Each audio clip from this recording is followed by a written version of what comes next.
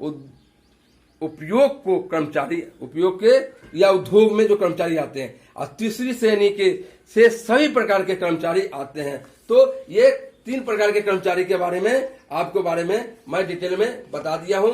और इस तरह से तो किराए पर दिया गया मकान को समझे, गत वर्ष में अगर कुछ माह खाली रहता है, अगर क्वेश्चन आता है कि किराए पर अगर कुछ माह अगर मकान खाली रहता है तो हम क्या करेंगे, तो मकान पूरे वर्ष अगर खाली रहता है तो ऐसे मकान का सकल वार्षिक मूल्य क्या होगा, 0 होगा, जिसको 1 पैसा भी डिडक्शन नहीं होगा। दूसरा हो गया कि मकान गत वर्ष कुछ माह खाली अगर रहता है तो क्या करेंगे, यदि मकान किराए पर दी गई अवधि का वास्तविक किराया संभावित किराया से अधिक है तो प्राप्त किराया सकल वार्षिक मूल्य कहा जाता है। इसलिए 2 तरह की बात हो गई कि ऐसे मकान जो वार्षिक मूल्य खाली रहता या गत वर्ष में कुछ माह खाली रहता, तो पूरा अगर खाली रहा तब तो उसका एनुअल वैल्यू 0 हो गया। अगर मकान नहीं रहा, मकान कुछ माह खाली रहा तो उतने महीना से उसको हम घटा देंगे और उस प्रकार से उसका हम निकाल लेंगे। नेक्स्ट है कि यदि मकान किराए पर दी गई अवधि का वास्तविक में प्राप्त किराया मकान खाली रहने के कारण समझे कम है तो प्राप्त किराया सकल वार्षिक मूल्य से मकान का मालिक द्वारा चुकाया गया नगरपालिका मूल्य घटाया जाएगा और शेष राशि को आपको वार्षिक मूल्य के तहत किया जाएगा। तो ये आपको बता रहा हूं। नेक्स्ट है कि किराए पर दिया गया मकान, अगर मकान किराए पर दिया जाता है तो कभी नहीं रहा है, खाली नहीं रहा है, परंतु अपर्याप्त किराया भी की राशि बाकी हो, तो क्या करेंगे, ऐसे मकान का सकल वार्षिक मूल्य गणना संभावित किराया का वास्तविक किराया दोनों में जो अधिक होगा, क्या हम बताएं कि वार्षिक मूल्य की गणना संभावित किराया या वास्तविक किराया जो दोनों में अधिक होगा वही सकल वार्षिक मूल्य कहलाएगा। समझे, इस समय वार्षिक मूल्य में से गत वर्ष की नगरपालिका कर की राशि को घटाया जाएगा और शेष वार्षिक मूल्य कहलाएगा। तो कहने का मतलब उसके बाद अगर ये तो मैं इसके बारे में बता दिया, खाली रहने के मकान के बारे में बता दिया, खाली है मकान या कब खाली, मान कितना खाली रहा, पूरा मकान खाली रहा या कुछ समय के लिए खाली रहा, तो इसके बारे में मैं डिटेल में बता दिया। अगर मकान स्वयं के रहने के संबंध में अगर कटौती होता है तो क्या करेंगे, जब आपको स्वयं रहने के मकान के बारे में हो तो उस मकान का वार्षिक मूल्य क्या होता है, 0 माना जाता है, उसको सेल्फ इक्विवेलेंस की तरह से लिखते हैं। और ब्याज की कटौती क्या होगा, अधिकतम 30,000 रुपया तक स्वीकृत होगी। यदि ऋण मकान खरीदने, बनवाने या पुनर्निर्माण करने के लिए या मरम्मत के लिए 31/3/99 को या उसके पहले किया गया है तब ऋण का और पुनर्निर्माण करने का, मरम्मत करने का अनुग्रहण के बारे में बता दिया जाता है। तो इस प्रकार तो ब्याज की क्या है कि ब्याज की कटौती क्या अधिकतम कितना इसमें आएगा, इसमें ब्याज की कटौती अधिकतम 30,000 रुपया तक स्वीकृत होगी। इतना ध्यान रखिएगा कि इसका ब्याज क्या कटौती 30,000 स्वीकृत होगी। अब जानना होगा कि इसका किस पार्ट में हम डिडक्शन किस तरह से करेंगे।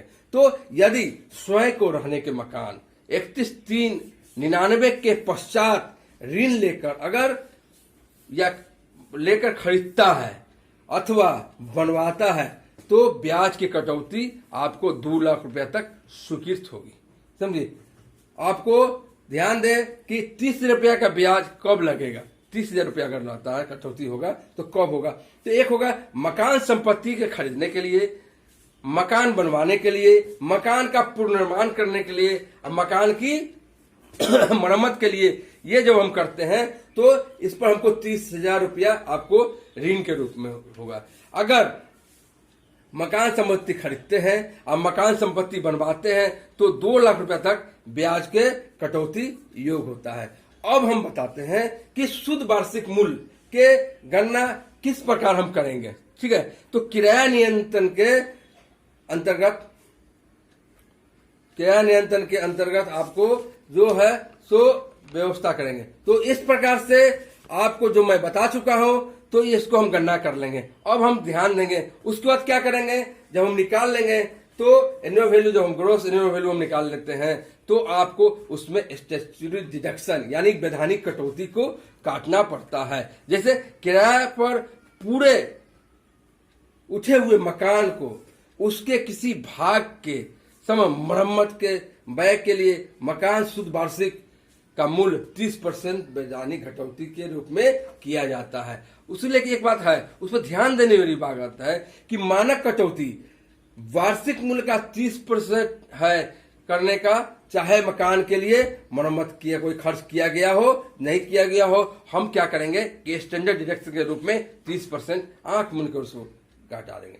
यदि मकान का स्वामी कर अस्थायी एक से अधिक अगर मकान रखने के लिए काम में रहता है, समझे, तो एक मकान को छोड़कर अन्य मकान पर हम आपको इस पर कटौती का वार्षिक मूल्य निकालेंगे। और तीसरा बताया जाता है कि ऐसे एक मकान जो स्वयं रहने के लिए मकान माना जाता है तो मानक कटौती उस पर नहीं दी जाएगी, समझे। तो ये आपका हुआ। नेक्स्ट आपका हम आपको बताने जा रहे हैं कि ऋण पर ब्याज, समझे, ऋण पर ब्याज के बारे में। तो ऋण के ब्याज के बारे में आपको जानकारी होनी चाहिए कि ऋण पर ब्याज क्या है। तो यदि मकान संपत्ति खरीदने, बनवाने, मरम्मत कराने और पुनर्निर्माण कराने के लिए ऋण लिया जाता है तो ऋण पर कोई राशि चाहे भुगतान किया गया न हो उस पर योग है, समझे। ध्यान देने योग्य बात है कि यदि उपयुक्त वर्णित उद्देश्य के लिए, समझे, लिया जाता है और उसे चुकाने के लिए कोई ऋण नया ऋण लेता है, समझे, तो उस ऋण का ब्याज को भी कटौती योग हम मानेंगे। दूसरा हो गया ऋण लेने के लिए दी गई दलाली अथवा कमीशन कटौती योग नहीं है, समझे। उसके बाद आपको यदि किसी गत वर्ष में ब्याज का भुगतान नहीं किया जाता है और अगले आदत ब्याज की राशि पर भी ब्याज दिया जाता है तो ऐसा ब्याज कटौती योग नहीं है, क्योंकि मकान संपत्ति से आय की गणना करते समय ब्याज की राशि को कटौती स्वीकृत है, चाहे ब्याज का भुगतान किया गया हो अथवा नहीं किया गया, पहले बताए थे। दूसरा है कि मकान बनकर तैयार होने से पूर्व अथवा खरीदने से पूर्व, समझे, तो आवर्ती कर अवधि का ध्यान देना है कि यदि मकान बनकर तैयार होने, खरीदने, छुट्टी के वर्षों में हो संबंधित ऋण पर ब्याज दे है, ब्याज का अधिनियम के किसी अन्य प्रावधानों के अंतर्गत कटौती योग नहीं है। तो ऐसा ब्याज मकान खरीदने, बनवाने, तैयार होने आयोग होकर ब्याज की कटौती योग होती है। तो इसके बारे में आपको हम बता दे रहा हूं। उसके बाद आपको मकान संपत्ति से हानि के बारे में बता रहा हूं। मकान संपत्ति से हानि, इसके बारे में आपको मैं डिटेल में बता दे रहा हूं कि क्या है। तो कहने का मतलब यदि किसी मकान संपत्ति को संबंधित खर्च उसके वार्षिक मूल्य में से अधिक होता है तो कहा जाता है कि मकान समान संपत्ति से राशि हुई है, समझे। तो यह हानि किसी दूसरे मकान की आय से घटाई जाएगी यदि मकान संपत्ति की अन्य आय, समझे। तो ऐसी परिस्थिति में आपको डिटेल में मैं आपको बता दिया रहा हूं। तो किसी भी मकान संपत्ति की आय से संपूर्ण वर्ष में नहीं घटाया गया हो तो शेष राशि को हानि उसी वर्ष की आय से क्या करें, किसी शीर्षक की आय में से घटाई जाएगी। शेष हानि की पूर्ति के लिए आगे ले जाकर 8 वर्ष तक, ध्यान रखिएगा, उसमें हो गया 5 वर्ष तक, इसमें 8 वर्ष तक मकान संपत्ति में से घटाते हैं। तो ये बात, ये आपको जो हम बता दे रहे हैं ये छूटकर हो गया। अब आपको हम एक उसका परफॉर्मा करके बता दे रहे हैं कि परफॉर्मा क्या होता है, परफॉर्मा किस प्रकार से बनते हैं, समझे। हाउस प्रॉपर्टी का परफॉर्मा, कंपटीशन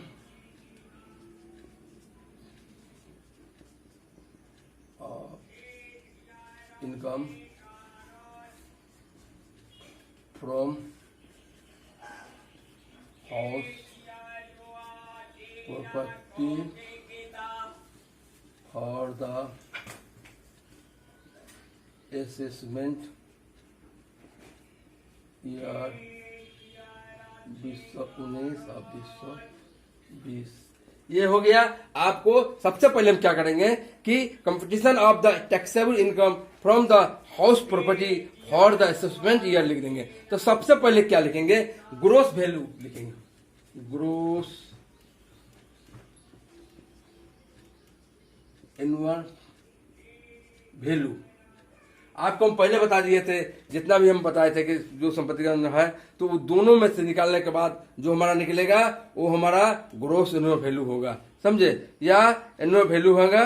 दूसरा है कि ग्रोस वैल्यू में से हम आपको लेस कर देंगे। लेस क्या क्या करेंगे, सबसे पहले लेस हम करेंगे